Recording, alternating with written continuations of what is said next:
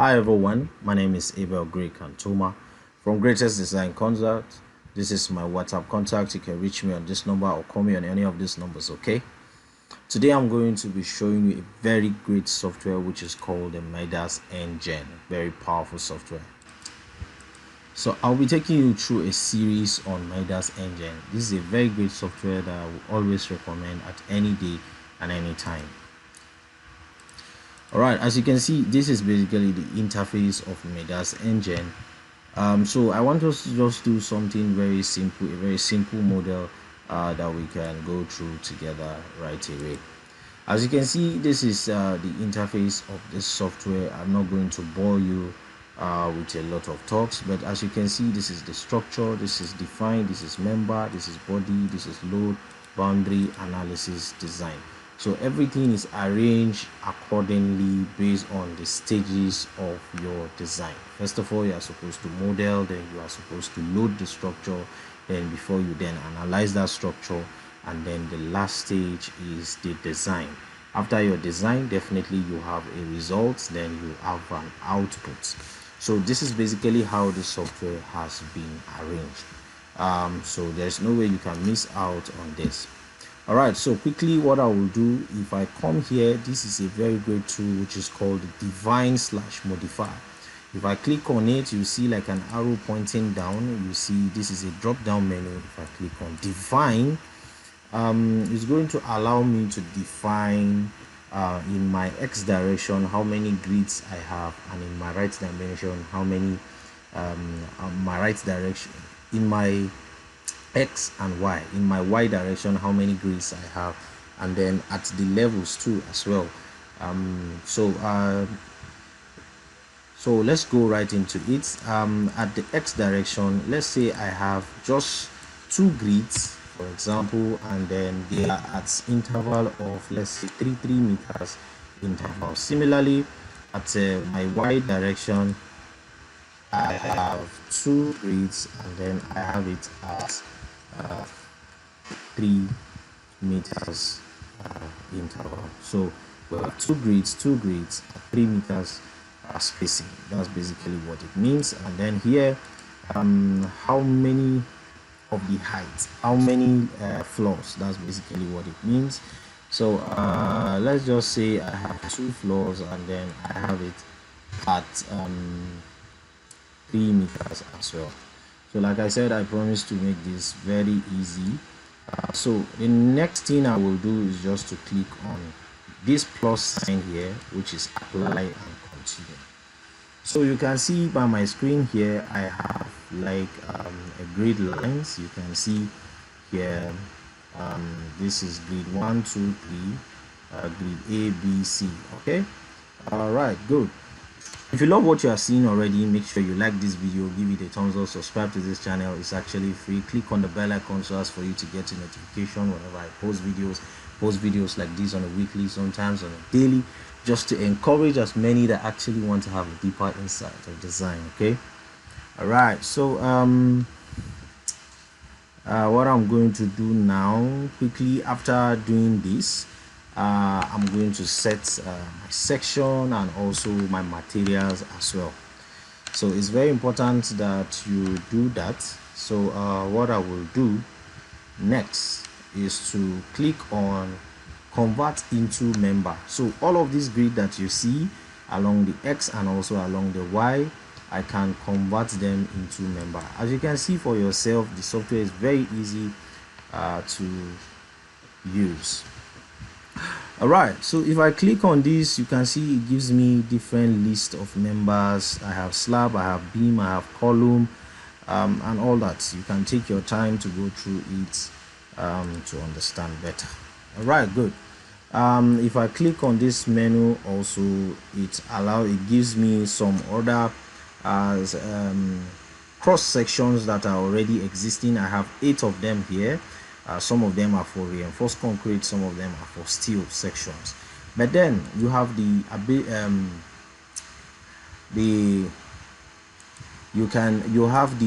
ability to, you can also as well change the material type and also the sections however you want them to be.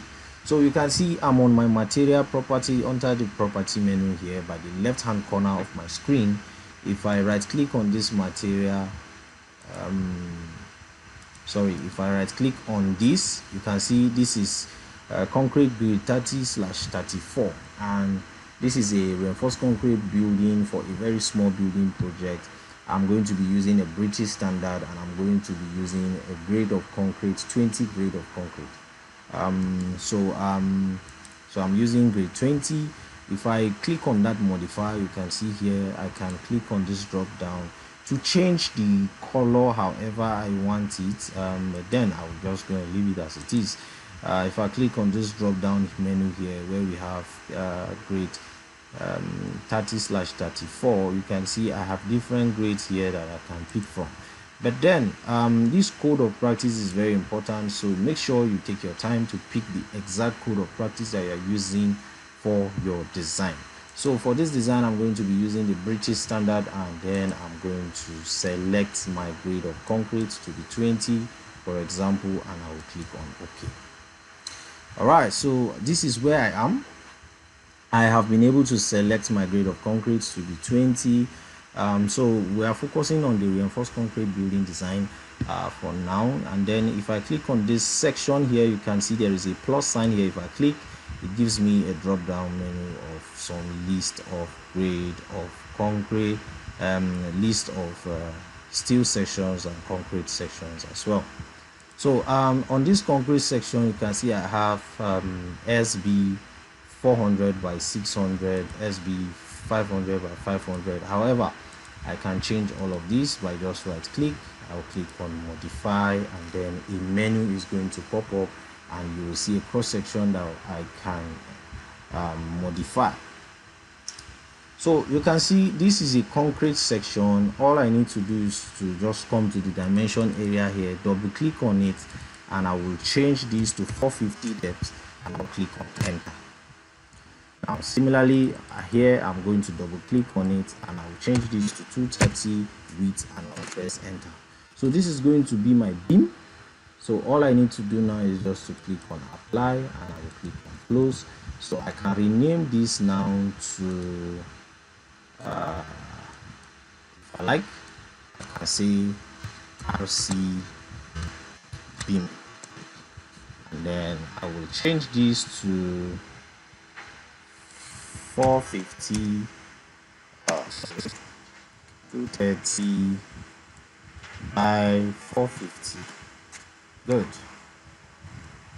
And then similarly I will do this. I'll click on modify for this as well, and I'm going to change these for my columns. So I'll double click on this, and I will make this to 30. I'll press enter. Similarly, I'll double click on this to 30, and I'll press enter. Okay, so I have been able to specify my column size. I'll click on apply, and then I'll click on close. So just like I did for the other one, I can just rename this to RC column, RC, and then I name this column. Good. I can change this size to 230. Similarly, I'll change this to 230. Press enter. So I have been able to specify my column and my beam. So if I come to my front view, this is basically what I'm going to have. I'm just going to highlight this, which is along the horizontal line, and I will make it my beams. But before I do that, I will have to click on convert into member, and then now I can be able to highlight and select. You can see I selected this, and I can make it beam. Now mind you, because this is a roof beam, I may not need to specify the same beam section. Okay, so I can as well, just like I did for this, and I can make this my roof beam by just modifying this. Let me see what I have. Sorry, this is for a circular member. I can duplicate this section. This I'm just going to close it. I'm not going to apply it. So I have a duplicate here, so this should be the duplicate. I can modify this.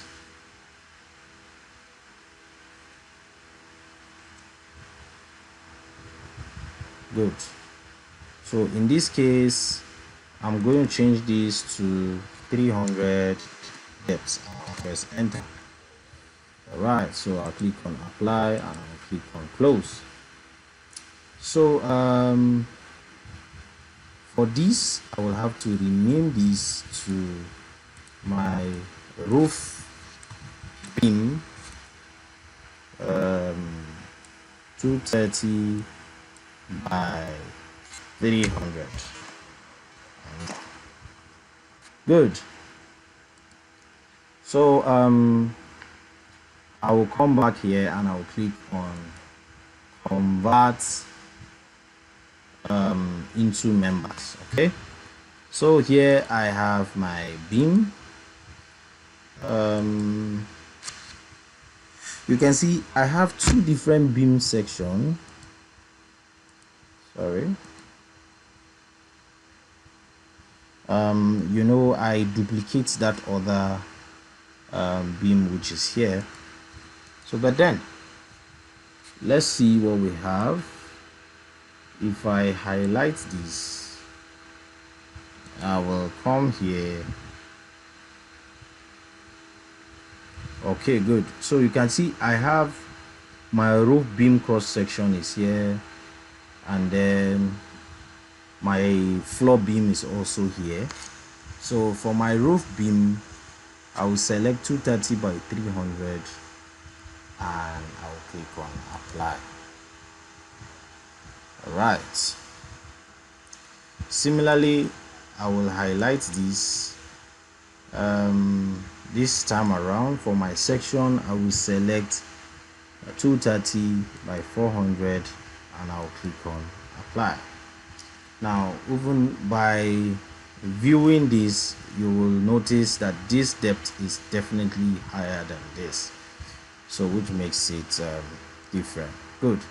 So the same way, I'm going to select my column, select column and highlight from left to right. Automatically the software will select the vertical members, and all I need to do now is to select my RC column 230 by 230 and I will click on apply. Good. So let's view this in our 3D. If you come here, you can see this allows you to switch views, whether you are viewing from this is Z,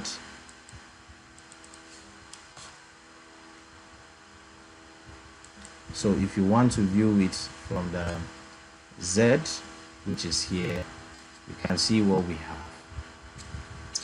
Alright, so if I'm coming back to my back view, you can see I have my beams, my columns, everything has been inserted. So similarly, I have this. I can switch to either back view or front view, however I want it. Now if I want to insert a slab on this, all I need to do now is just to highlight the whole of this. But before then, let me switch this to a slab. I will select a slab. I can select, you can see we have a slab membrane, we have slab plate out in. Okay, so we are using the slab membrane. The thickness of the slab is very important. You can see here I have grade 20 T50, so this is the thickness of 150 mm. So that's basically what it means. So I will just have to highlight my entire beams. So it's important to have a preview of what you are doing. So I will just click on this to come back to my Z which so once I'm in my 3D view, you can see that the slab has been inserted. So all I need to do right here is to click on apply and click on apply and continue, which is this. So you can see this basically telling us that this is a two-way slab, two-way slab, two-way slab, two-way slab. That is basically what this means. All right, so if you love what you are seeing, make sure you like this video and give it a thumbs up. Subscribe to this channel is actually 100% free. Click on the bell icon just for you to get a notification whenever I post interesting videos like this. I post videos like this on a weekly, sometimes on a daily, just to encourage as many that actually want to have a deeper insight of design. Make sure you stay safe and stay blessed, and I will see you on the